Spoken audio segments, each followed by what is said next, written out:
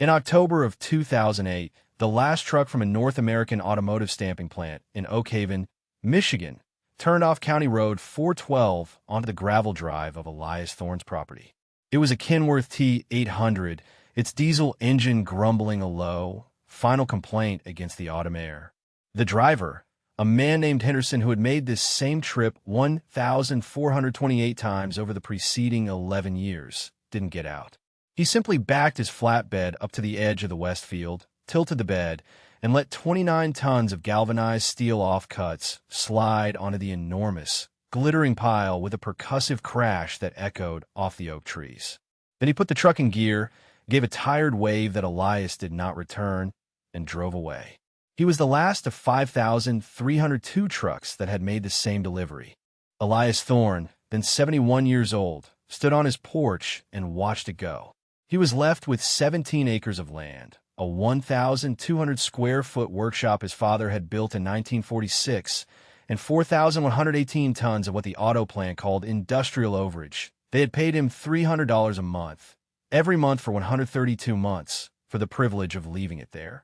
A total of $39,600. They called the steel a liability. Elias Thorne called it an inheritance. Let me tell you about the deal, because the deal is where the two worlds met. The first world was Elias Thorne's. He was 60 years old in 1997, a third-generation metalworker who had lived on the same 17 acres his entire life. His grandfather, Samuel Thorne, had bought the land in 1919 for $8 an acre after returning from the war, believing that ownership of land was the only true hedge against the follies of men and markets.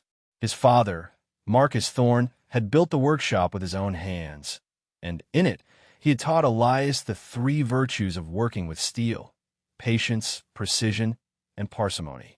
Marcus had a saying, one Elias heard 1,000 times over the whine of a metal lathe: waste is just a resource you haven't found a use for yet. Elias was known in Oakhaven for two things. He could fix any piece of farm equipment with a welder and a handful of parts he seemed to conjure from thin air, and he never threw a single scrap of metal away. His property was lined with neatly sorted piles of material: copper pipe, aluminum siding, cast iron engine blocks, all waiting. Not rusting. He would correct people. Waiting. The second world belonged to Richard Albright. In 1997, Albright was 42 years old, held an MBA from the University of Michigan, and was the newly appointed Director of Operations for the North American Automotive Oakhaven stamping plant. The plant was a 12-million-square-foot facility that employed 2,200 people and could stamp 15,000 door panels, 7,000 hoods, and 9,000 trunk lids in a single 24-hour cycle. Albright's mandate from corporate was simple: increase efficiency by 8% and reduce operational costs by 12% within 3 years. He was a man of spreadsheets, of just-in-time logistics, of Six Sigma process optimization. He saw the world in units of cost and time. One of his biggest costs was waste disposal. Every day, the plant generated between 3 and 5 tons of overage: the skeletal frames of steel sheets after door panels were stamped out, the trimmed edges of coiled steel, the panels that were mis-stamped by a few millimeters, and failed quality control. This was high-grade, automotive specification D times 54D plus Z galvanized steel, a material engineered to resist corrosion for 25 years and withstand impacts of 50 G-forces. To the plant, it was garbage. It cost them $72 per ton to have it hauled to a recycling facility 85 miles away in Grand Rapids. The logistics were a constant headache. The cost, according to Albright's spreadsheets, was $110,000 a year that could be better spent elsewhere. Albright drove past Elias Thorne's property every day on his way to the plant. He saw the neat piles of metal. He saw a solution. He pulled into the gravel drive one Tuesday in May of 1997 in his company-issued Lincoln Town car. Elias was in the workshop, repairing a combine harvester's auger. He was 60 years old, had been working with metal for 48 years, and was known for a stillness that people often mistook for slowness. Albright, in his crisp suit, extended a hand. "I'm Richard Albright from the plant. I have a proposal." He explained the situation: the cost of hauling, the inefficiency. We need a place to store our overage temporarily, he said. A staging ground. Your Westfield is flat and used and close. We pay you a monthly fee. Call a land lease. $300 a month. We'll be tidy. Our trucks will use a designated path. It's just storage. Elias listened, his eyes unblinking. He wiped grease from his hands with a red cloth that had been washed so many times it was pink. He looked past Albright at the field, then back at the man from the world of efficiency. The steel, he asked. What kind is it? Albright shrugged. Industrial grade. Stamped steel. Galvanized. Does it matter? It matters, Elias said. He walked Albright to the door. He didn't shake his hand. I'll think on it, he said. He did not think on it. He knew the answer the moment Albright said galvanized. His father had taught him about galvanization, the process of bonding a layer of zinc to steel to protect it from the elements. It was a shield. It meant the steel in the field wouldn't rust away to nothing. It would wait. It would wait as long as he needed it to. A week later, he called the plant. A one-page contract was drawn up. It gave North American Automotive the right to deposit and store industrial scrap metal on the western 8 acres of his property for a monthly fee of $300. The contract had a 30-day termination clause, exercisable by either party. It was a temporary solution to a logistics problem, a small number on Richard Albright's spreadsheet that turned a $110,000 annual expense into a $3,600 one. It was one of the first things he reported to corporate in his quarterly review. A 967% cost reduction in scrap logistics. He received a bonus of $5,000 for it. Let me tell you about the accumulation. For the next 11 years, the trucks came. They became a part of the town's rhythm, like the 7 a.m. plant whistle or the freight train at midnight. At first, it was one truck a day. Then, as the plant ramped up production for the new line of SUVs in 2001, it became 2, sometimes 3. The pile in the Westfield grew. It was not a junk pile. From the road, it looked like chaos, a mountain of metallic refuse. But Elias was there every evening, after every delivery. He didn't have a crane or a forklift. He had a 1968 John Deere tractor with a front-end loader and a lifetime of understanding leverage. He began to sort. He would spend hours moving the fresh deposits, organizing them by shape and gauge. The skeletal frames from the door panels, which looked like enormous, misshapen honeycombs, went in one section. The long, ribbon-like edge trimmings in another. The flat, pristine, but incorrectly stamped hoods and trunk lids he stacked with geometric precision, one on top of the other, creating shining silver ziggurats that caught the setting sun. He learned the patterns. He knew that a shipment of F-150 door panels would yield a skeleton of a specific dimension, with 12mm thick steel. The Expedition hoods were thicker, 14mm. He could tell the model year by the subtle curve of a mis-stamped quarter panel. His grandson, Leo, who was 7 when the truck started coming and 18 when they stopped, grew up with the pile as a landmark. As a child, he thought it was a metallic mountain to be conquered. As a teenager, he saw it as an embarrassment. His friends called his grandfather's place the Oakhaven dump. Leo would argue with him. "Grandpa, it's junk," he'd say, his voice full of the certainty of youth. "The whole town is laughing at you. You're turning our home into a junkyard for $300 a month." Elias would be in the field, wearing his canvas coveralls and thick leather gloves, a piece of steel weighing 80 pounds in his hands. He would pause, set the piece down in its designated spot, and look at his grandson. "It's not junk, Leo. It's inventory." "Inventory for what?" Leo would demand. "You're not building anything. You're just stacking it." "I'm not ready yet," Elias would say, and he would go back to his work. The sorting was a form of meditation, a slow, 11-year-long conversation with the material. He wasn't just stacking metal, he was taking stock. He was learning its language, its potential. He knew that the skeletal frames contained long, straight runs of steel, perfect for frames and supports.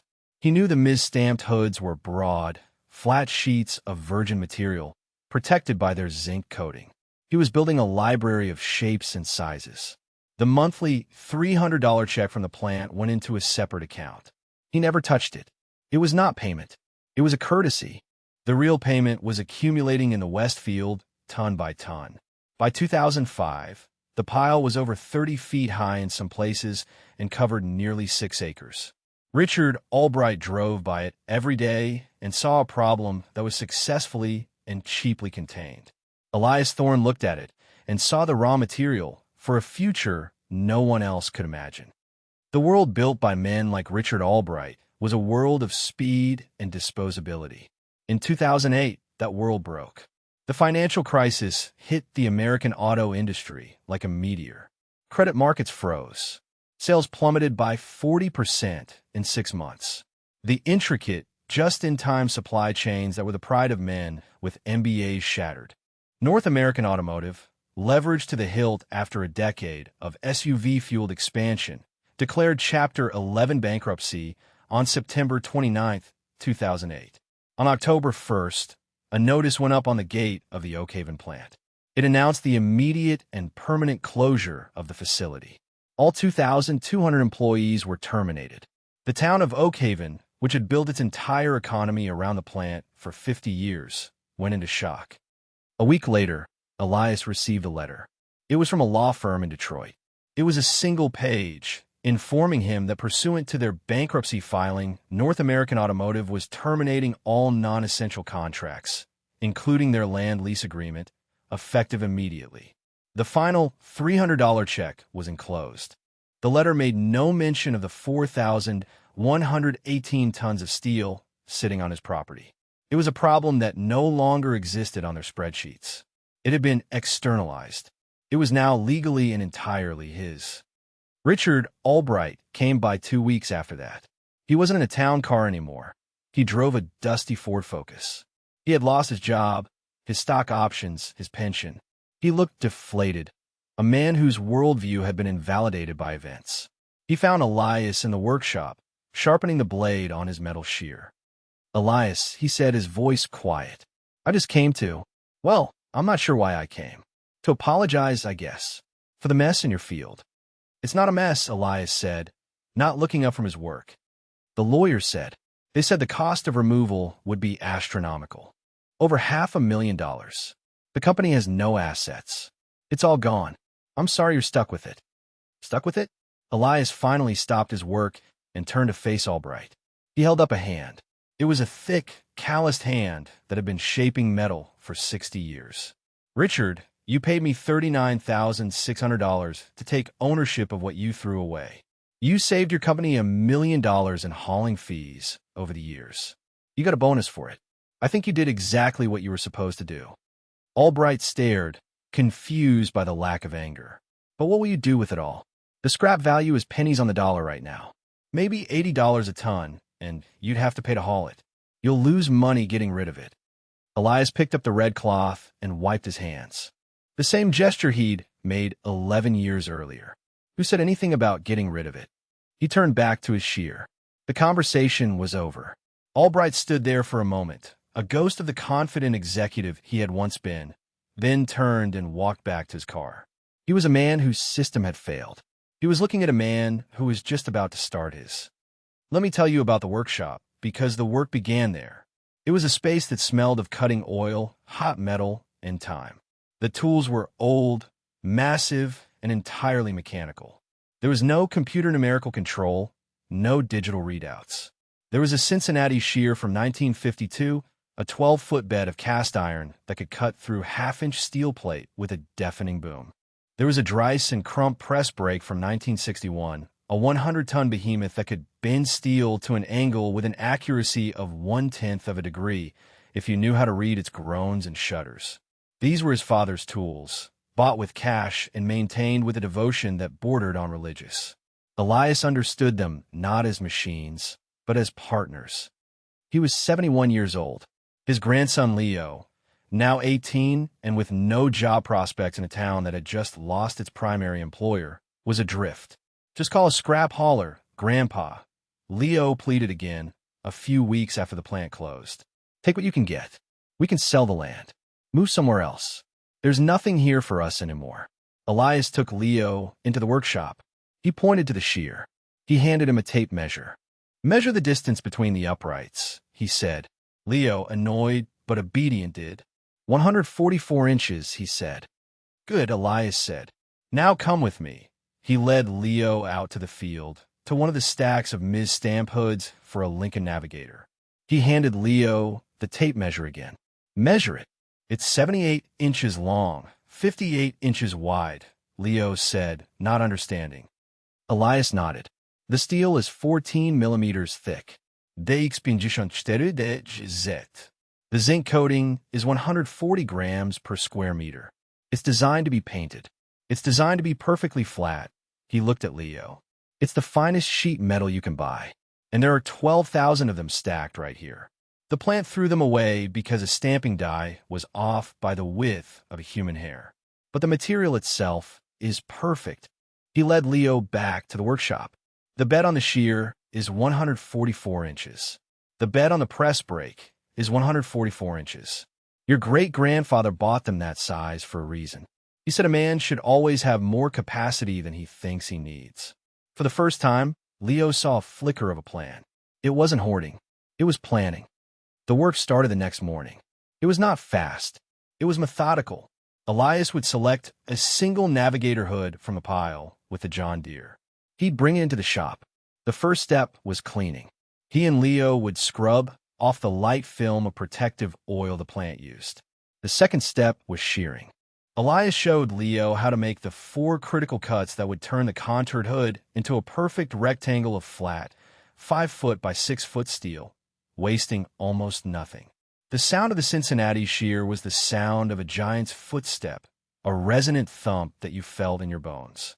It was the sound of a resource being redefined. Then came the press brake. This was Elias's art. Bending metal on a machine like that wasn't about pushing buttons. It was about feel. He would lay the sheared steel on the die, his hands guiding it into place. He would bring the ram down slowly, his foot on the pedal, listening to the machine, feeling the resistance of the steel as it yielded. He was making a simple box, a cabinet, but it was a cabinet of impossible quality. The corners were perfect 90-degree angles, crisp and clean.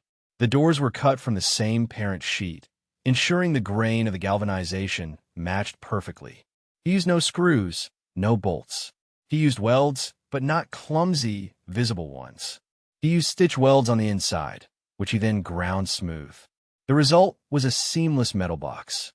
When the first one was done, after 3 days of work, he and Leo stood looking at it. It was just a simple, unpainted metal cabinet, 36 inches wide, 72 inches tall, 24 inches deep. But it felt different.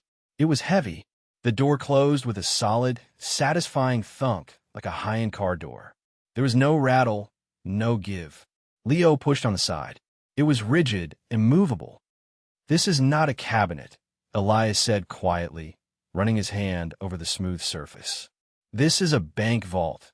He had taken the soul of a luxury automobile, its strength, its precision, its protective skin, and given it a new form. He had not recycled the steel. He had reincarnated it. They made 6 more cabinets over the next 2 months. They were all identical, all perfect. Elias taught Leo how to use the machines, not by lecturing, but by letting him do it. He let him make mistakes, mismeasure a cut, overbend a flange. Each mistake cost him a piece of steel that was then relegated to a smaller project. Each mistake was a lesson written in the unforgiving language of the material. Leo, who had planned to go to college for business, found himself engrossed. He was learning a trade that was not in any textbook. He was learning his family's native tongue. They set up the first 7 cabinets in the front of the workshop, cleaning out a space to serve as a makeshift showroom. They didn't advertise. They didn't have a sign. But people in Oakhaven talked. The story of Old Man Thorne and his junk pile began to change. A few local farmers stopped by, needing durable storage for their shops. A local mechanic bought one. They sold them for $400 each. It was more than the monthly check the plant had ever paid them. For the first time, money flowed the other way. The cabinets were absurdly over-engineered for a farmer's workshop. The steel was designed to endure Michigan winters, salted roads, and collisions. As a storage cabinet, it was essentially eternal. The people who bought them could feel it. The weight, the finish, the sound the doors made. It was quality you could feel in your hands. Word of mouth was their only marketing, and it moved at the same slow, deliberate pace as their work. They sold 32 cabinets in the first year. They made $12,800. Their cost of materials was zero. Their only costs were electricity and their own time. Leo, now fully converted, started to see the bigger picture. He used the $1,200 he had earned to buy an old computer. He learned about powder coating, a process that could apply a durable, beautiful finish to the galvanized steel. He found a used industrial oven for sale at a bankruptcy auction in Flint for $2,000. Elias took the money from the NAA account, the first withdrawal in 12 years. They spent a month installing it. They experimented with colors. A deep, industrial gray. A bold, tractor red. A clean, workshop white. The powder-coated finish was as tough as the steel beneath it. It transformed the cabinets from industrial objects into pieces of minimalist design. They raised their price to $650. They sold more. They were not just making cabinets anymore. They were making a product. Thorne & Son Fabrications, Leo called it, a name he painted by hand on a piece of metal and hung over the workshop door. Elias just nodded when he saw it. The tension wasn't with a person anymore. The antagonist was the world's perception of value. To everyone else, the pile was worth its weight as scrap, about $330,000 if they could find a buyer and a way to transport it. But Elias was transmuting it. Each 80-pound Navigator hood, worth about $320 of scrap, was being transformed into a cabinet that sold for $650. He wasn't just bending metal. He was bending the very definition of wealth. He was proving that value is not an inherent property of a material, but a function of knowledge, patience, and work. Leo started to do the math. There were roughly 12,000 hoods. That was enough for 12,000 cabinets. And that was just one type of scrap in the pile.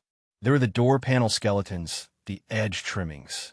He calculated there was enough raw material for at least 40,000 cabinets. He saw a future that stretched for decades, built from what a bankrupt corporation had designated as trash. He began to understand his grandfather, not as an eccentric old man, but as a strategist of unparalleled patience. Elias had not simply accepted the steel. He had been lying in wait for it. The moment that changed everything came on a Tuesday in July of 2011. It arrived in a black Audi A8 that looked alien on the gravel drive. A man in a tailored charcoal suit and thin, black-framed glasses got out. He looked to be in his late 40s. He moved with an air of urban purpose, a man who measured his time in billable hours.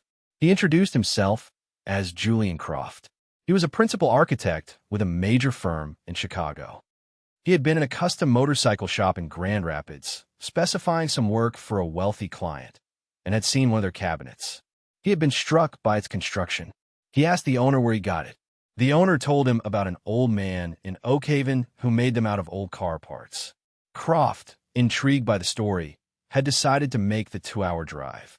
Elias and Leo met him at the door of the workshop.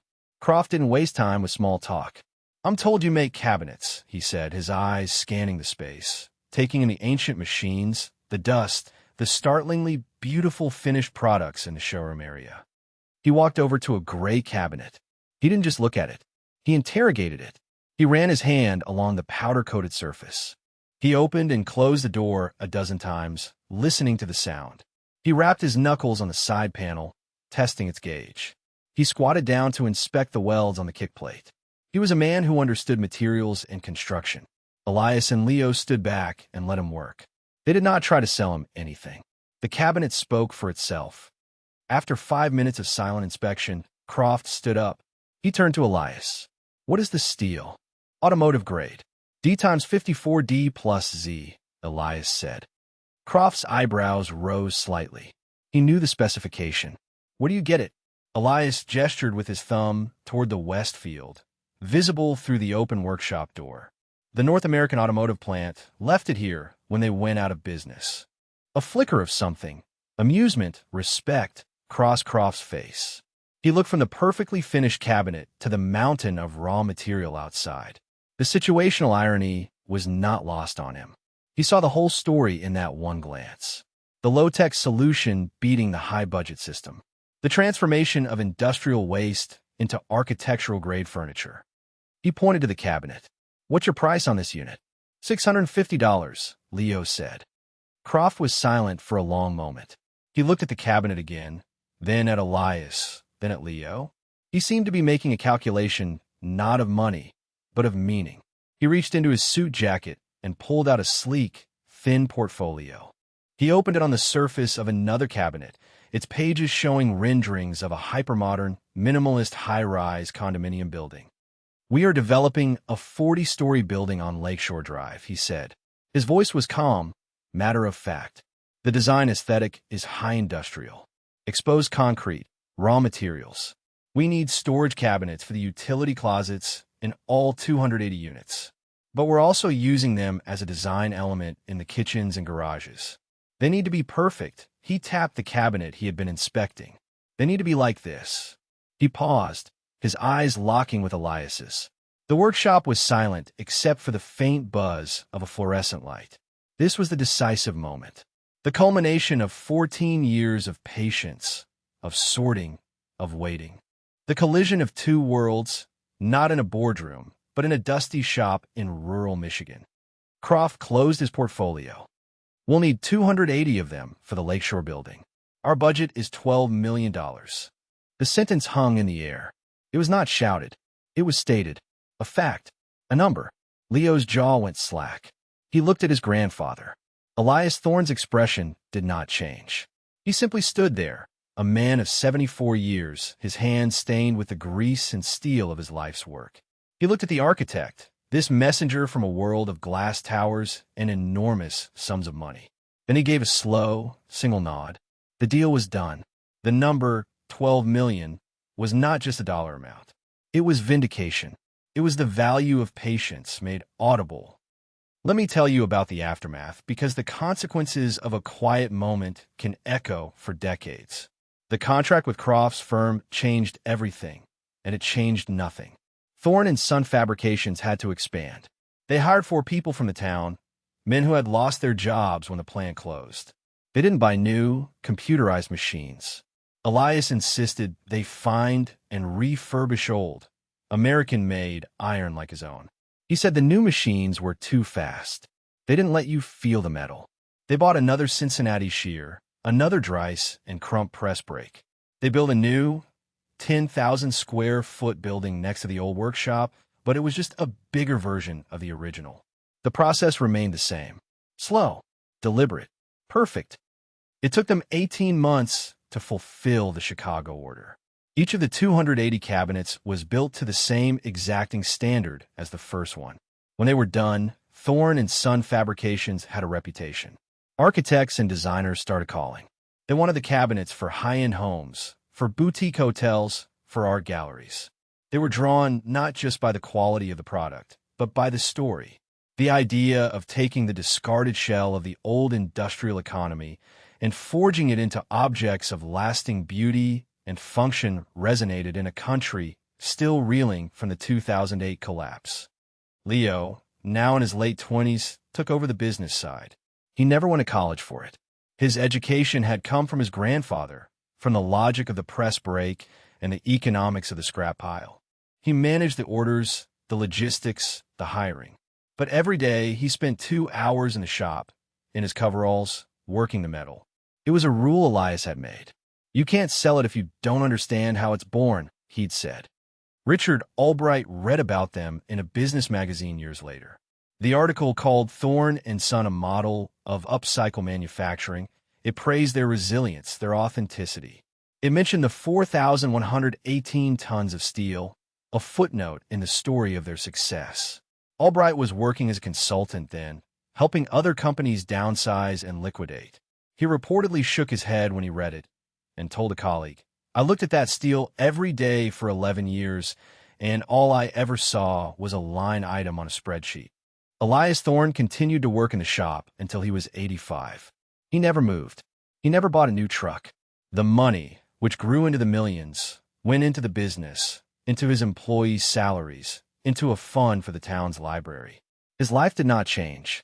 He would still spend his evenings in the West Field, not sorting anymore, but just walking among the diminishing piles of steel. He was still in conversation with it. He passed away at the age of 91. The entire town of Oakhaven, a town that was now home to a thriving, nationally recognized manufacturing company, shut down for his funeral. The pile is smaller now, but it is still there. Leo, now 44 and running the company with his own son, has calculated it will last them another 50 years. It remains their only source of raw material. They have never bought a single sheet of new steel. They are still working through the inheritance that North American Automotive left behind. The company that thought in terms of quarterly reports left a legacy that will span a century. What survives is not always what is strongest or what is fastest. The giant, efficient stamping plant is a ruin now, its roof collapsing, weeds growing through the concrete floor. But the small workshop, built by hand in 1946, is alive with the sound of work. The knowledge passed from a father to a son, the belief in patience, the refusal to accept the world's definition of waste. That is what endured. True value is not created by speed and scale. It is revealed by time and attention. It is not about the resources you have, but about the imagination you apply to them. Waste, after all, is just a resource you haven't found a use for yet. And sometimes, it takes a lifetime of waiting to finally find its purpose.